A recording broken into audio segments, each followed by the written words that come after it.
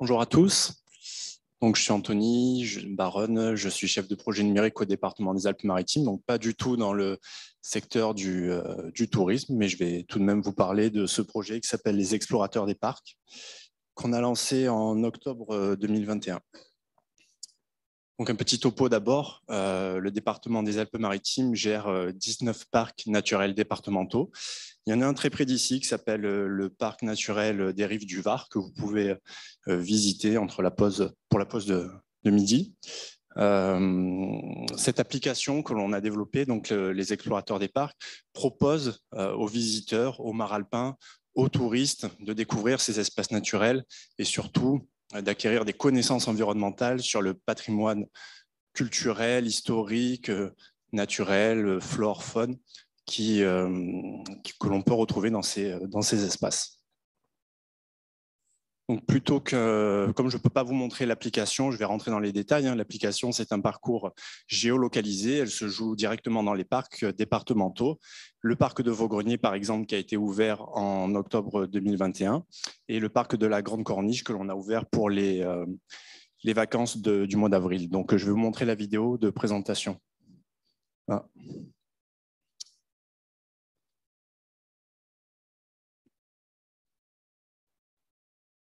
Non.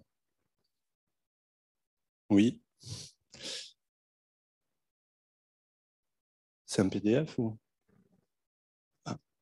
Alors, je ne vous montre pas la vidéo, mais je vais vous parler de l'application du mieux possible. Donc, l'application, c'est une application que vous pouvez télécharger sur iPhone ou sur Android. Vous devez vous trouver dans un des parcs naturels départementaux pour pouvoir y jouer.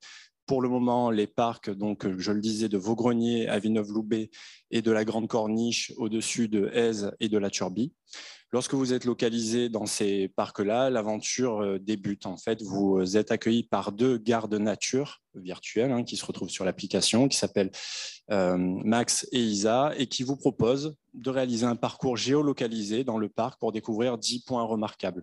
Ces 10 points remarquables vont permettre aux visiteurs d'en apprendre plus sur le patrimoine, la faune, la flore. Par exemple, à Vaugrenier, si vous connaissez ce parc, vous ne savez peut-être pas que le parc abrite un sanctuaire romain, très ancien, et que l'on peut retrouver. On peut retrouver des informations sur la vie romaine qui était présente il y a des années, revoir la maquette en tout cas de ce temple en réalité augmentée.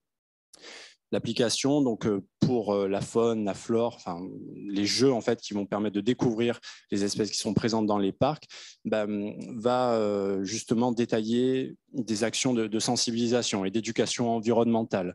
Donc, on propose en fait un autre type de parcours, des parcours qui on propose d'en apprendre plus sur ces espèces qui peuvent être fragiles, parfois endémiques, comme certaines fleurs que l'on ne retrouve que dans le parc de la Grande Corniche. L'application a été lancée en octobre 2021, donc 4000 téléchargements pour le moment, on commence doucement, et presque 9000 sessions de jeux, puisque les jeux à l'intérieur de l'application peuvent être faits plusieurs fois. Et on a une note moyenne de 3,7 sur les stores au total. Donc c'est quelque chose qu'on va faire progresser. Les objectifs de cette application, donc je le disais, ce sont de diffuser des connaissances environnementales sur les espèces naturelles sensibles, donc à travers ces 10 points d'intérêt qui peuvent être visités par le joueur. Donc le joueur se balade, déclenchement en géolocalisation d'une activité, 3 défis à réaliser avec des quiz, de la réalité augmentée, des jeux physiques parfois où on utilise les capteurs de mouvement du téléphone, on utilise un algorithme qui se base sur de l'intelligence artificielle pour reconnaître les plantes, on utilise plein de choses intéressantes justement pour faire ces actions de sensibilisation. Donner envie aux usagers de se rendre dans les parcs naturels départementaux. Il y en a beaucoup. Je vais vous montrer les parcs qui sont prévus dans l'application. Et aujourd'hui, on mène à chaque fois que l'on mène des événements, des enquêtes de satisfaction et puis des enquêtes pour mieux connaître les usagers de cette application. Et bien, force est de constater que ces parcs qui sont visités aujourd'hui par des millions de visiteurs chaque année, l'application permet d'avoir un autre type de visiteurs, de faire venir un autre type de public dans les parcs, puisque les gens répondent majoritairement qu'ils n'ont pas l'habitude de venir dans ces endroits. Et enfin, l'application, c'est un projet qui se permet d'incarner le Smart Deal et le Green Deal, qui sont deux politiques départementales qui ont été impulsées par le président Charles-Ange Ginesi. Le Smart Deal, c'est la transition numérique, donc c'est un certain nombre de projets de transition numérique. Et le Green Deal, c'est la transition environnementale. Donc on se retrouve vraiment à la croisée des chemins avec ce projet, puisque sensibilisation environnementale, valorisation des espaces naturels départementaux pour faire venir du public en responsabilité avec une optique de développement durable. On n'installe rien physiquement sur les parcs. Et puis donc, médiation numérique, puisqu'on a intégré pas mal de technologies dans cette application. Donc l'application, elle se base sur 3 éléments forts qui permettent, on l'espère, d'être assez attractif. Donc le contenu qui s'adresse à tous. Dès 8 ans, les enfants peuvent jouer à cette application en étant accompagnés par un adulte. Il y a quand même un parcours à faire dans les parcs. Il faut marcher un petit peu et puis il peut être intéressant d'avoir une certaine médiation, un accompagnement. Des assets techniques que je vais détailler, ça peut être intéressant, ça peut donner des idées pour certains projets. Et puis le gameplay, on a essayé de rendre le plus accessible, le plus large pour l'application puisse être utilisée par tout le monde. Donc on voit par exemple sur la photo de droite qui illustre cette slide, c'est un écran très très simple qui montre en fait qui anticipe une activité de réalité augmentée. Donc le joueur, quand il fait ça, il est en train de découvrir l'écureuil roux, qui est une espèce qui est menacée, que l'on retrouve dans le parc naturel de Vaugrenier. Il va devoir apprendre ce que mange l'écureuil roux, donc retrouver des glands sur le sol en réalité augmentée, par exemple. Donc c'est assez amusant. Les cibles donc et les parties pris. Donc une cible grand public, on s'adresse à tout le monde dès 8 ans, et puis après il n'y a pas d'âge pour jouer. Il y a différents niveaux de lecture dans cette application qui donne envie de venir visiter les parcs. Le parcours augmenté, on pourrait très bien se promener dans les parcs, voir ou ne pas voir justement les différents points remarquables que l'on cherche à mettre en avant. L'application les met en valeur, mais sensibilise à leur importance. Donc, les rencontres avec les espèces emblématiques de ces parcs, on en sélectionne 10 par parc. C'est des parcours qui prennent entre 1h30 et 2 heures, c'est quand même conséquent. Un contenu scientifique qui a été travaillé pour être rendu accessible et accessible à tous, donc même aux plus petits, je le disais. Et puis un design plutôt sympa avec les personnages de garde, les espèces qui ont été redessinées, des illustrations qui permettent de montrer tous les parcs et leurs spécificités.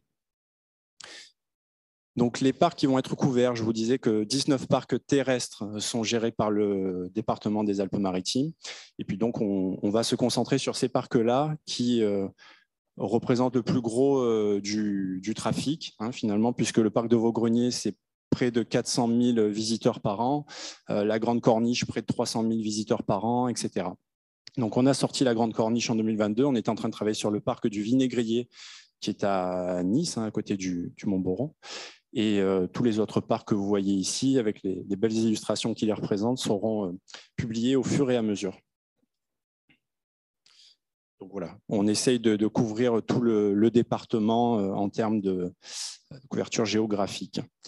L'application, les éléments techniques qui rendent possible cette expérience, donc c'est une expérience qui est localisée, donc on utilise massivement le GPS des téléphones pour justement détecter la position de l'utilisateur, vérifier qu'il est dans le parc, et l'amener sur les jeux lorsqu'il est à proximité d'un point d'intérêt, donc sur un rayon de 5 à 10 mètres autour du point d'intérêt. Les capteurs des téléphones, puisqu'on les utilise sur certaines activités. On propose des activités sur lesquelles il faut secouer le téléphone pour polliniser les plantes, par exemple, ou sauter comme un écureuil. Donc, c'est assez amusant de voir les gens dans la forêt qui sautent avec le téléphone à la main.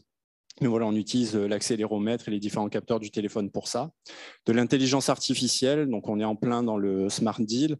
On collabore avec une API qui s'appelle PlanteNet, qui permet de reconnaître les plantes et toutes les espèces végétales à partir d'une simple photo. Donc on utilise cet algorithme-là. La réalité augmentée, j'en parlais, et puis bien sûr toute la partie ergonomique des téléphones, donc basée sur le touch. Un petit focus sur PlanteNet, puisque je vous disais qu'on utilise cette API PlanteNet pour reconnaître les plantes à partir d'une simple photo. Par exemple, le joueur, lorsqu'il est à proximité d'un point d'intérêt à la Grande Corniche, voilà, il doit reconnaître une plante qui s'appelle le lentisque. Donc, il doit la prendre en photo. On valide, grâce à cet algorithme, que c'est la bonne plante qui a été prise en photo et on peut continuer. Eh bien, cette application, le département a aussi investi dessus, puisqu'on est membre du consortium PlanteNet. Et donc, si vous téléchargez l'application PlanteNet, vous pouvez contribuer à un projet de recensement scientifique des plantes dans les parcs naturels départementaux aussi, en complément de cette application, les explorateurs des parcs. Voilà, j'en ai fini. Si vous avez des questions, merci.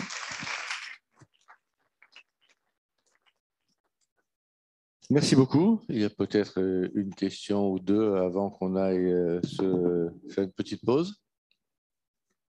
Non? Ben non. Alors, merci beaucoup. Il n'y a pas d'âge minimum? Il n'y a pas d'âge minimum? À partir de 8 ans, c'est 8 ans. Alors, on y a pensé, mais ce n'est pas encore fait. Aujourd'hui, comme on n'est pas en lancement, c'est fait exactement combien de personnes qui ne parlent pas français ou qui ne disent pas français peuvent jouer. Voilà, et on a prévu dans le cadre de la prestation européenne de pouvoir éventuellement, si le besoin, il faut pas remonter de traduire. Oui, pardon. Bien sûr. Mais j'espère qu'on pourra le mesurer. On est en plein lancement, ça fait à peine quelques mois qu'on a commencé. J'espère qu'on aura des retours qui nous inviteront à traduire l'application en anglais, en italien. Voilà. Est-ce qu'il faut être en 4G ou est-ce que l'application fonctionne en autonomie? Alors, oui, il faut avoir du réseau. Pourquoi? Parce que très souvent, les usagers se rendent dans les parcs naturels départementaux et prennent connaissance de l'application en arrivant sur le parking du parc, donc il faut la télécharger. Les parcs, c'est des espaces naturels. Tous n'ont pas une couverture parfaitement homogène en 4G. Donc, il y a tout un plan de communication qui vise à faire télécharger l'application en amont, en parler. Néanmoins, les activités qui sont à l'intérieur, on a eu le parti pris d'embarquer un maximum de choses dans l'application pour avoir un seul téléchargement. Contrairement aux jeux que vous utilisez sans doute sur vos téléphones, on n'a pas de descente de données constamment sur l'application. Donc, on essaye d'avoir ce téléchargement unique une fois. Après, une fois qu'il est mis en place, ce téléchargement, vous avez l'application lancée, vous n'avez plus nécessairement besoin d'avoir la 4G puisque, par exemple, à la Grande Corniche, le réseau est très variable. À un moment, on demande à l'utilisateur de passer dans un tunnel parce qu'il va découvrir un lézard qui est en danger, enfin bref. Et donc, il n'y a pas de réseau. Donc, ça marche, tout est embarqué sur l'application. Mais pour débuter l'application, il vaut mieux avoir du réseau. La partie reconnaissance de plantes, par contre, c'est le seul élément qui aujourd'hui demande d'avoir du réseau Internet. Donc, on a les points de localisation sur lesquels on veut reconnaître les plantes, sont tous des points que l'on a étudiés. On sait qu'il y a un minimum de réseau qui passe pour rendre l'authentification possible. Bonjour, quelle est la composition de l'équipe technique? De l'équipe technique qui travaille sur cette application? Oui. Alors au département, donc je travaille à la direction des services numériques du département, qui est une DSI, je suis chef de projet. Et je travaille donc avec les animateurs nature qui mènent aujourd'hui pour le département les animations scolaires, grand public dans les parcs naturels départementaux et qui font donc de l'éducation environnementale. Ce sont eux qui sont à la source des contenus qu'on retrouve dans l'application. Ensuite, on a organisé un appel d'offres, tout simplement, et donc on a travaillé avec des agences qui sont spécialisées sur ce type de projet. Donc, on a travaillé avec un consortium en fait, qui nous ont répondu. On a des personnes qui travaillent spécifiquement sur le rédactionnel, c'est-à-dire qu'à partir des contenus du sourcing scientifique qui est fait, qui est amené par les animateurs nature, ils essayent de rajouter une couche un peu plus ludique là-dessus. On a travaillé avec une agence qui nous a permis d'avoir cette direction artistique-là, donc au départ du projet. Et puis ensuite, avec une agence qui s'appelle Mazedia, qui fait beaucoup d'applications de ce type-là, beaucoup d'applications événementielles, qui fait par exemple l'application du Puy du Fou et qui réalise les développements directement. Donc nous, au département, on est plutôt en gestion de projet, contenu, les tests, le design général de service autour de l'application. Bonjour. Une autre question concernant la promotion de l'application. Comment vous faites connaître l'application? Alors, c'est un vrai sujet. C'est aussi une vraie, entre guillemets, une problématique qu'il faut prendre à bras le corps, puisque c'est une application qui se joue dans les parcs naturels départementaux. Donc, c'est pas comme Clash of Clans, vous la téléchargez chez vous, vous jouez et puis c'est tranquille. Non, là, il faut être dans les parcs naturels départementaux. C'est l'objectif du projet. On veut que les gens aillent dans les parcs. Donc, il y a une communication qui a été assez large, à 360, qui a été organisée dès le lancement au mois d'octobre 2021. Donc, première chose, un événement qui a été organisé sur le parc, un événement de lancement, campagne d'affichage, achat média, donc réseaux sociaux, sites internet affinitaires, sponsorisation de publications donc sur Facebook, Instagram et donc vidéos sur YouTube. Enfin voilà, un plan de communication assez classique. Également, on a travaillé avec des médias influents par rapport à la cible que l'on a, qui est une cible familiale, donc comme Récréanis, Kiddy Click, etc., qui ont réalisé des reportages de découverte de l'application, donc promotion d'application aussi sur les sites internet avec des habillages, etc. Donc il y a eu un gros plan de communication qui a été lancé en octobre et puis qu'on reprend en fait par temps fort lorsque l'on republie, on ajoute un nouveau parc. Voilà. Ok, merci. Puis je vous rappelle que vous pouvez faire le hashtag JMT 2022 qui permet justement d'en parler et d'aider à la communication de cela. Moi, j'ai reçu la communication, mais ma petite fille, elle a 6 ans, donc elle n'a pas le droit encore pour l'instant. Il faut y aller avec elle, vous l'expliquer. On attend. Merci beaucoup.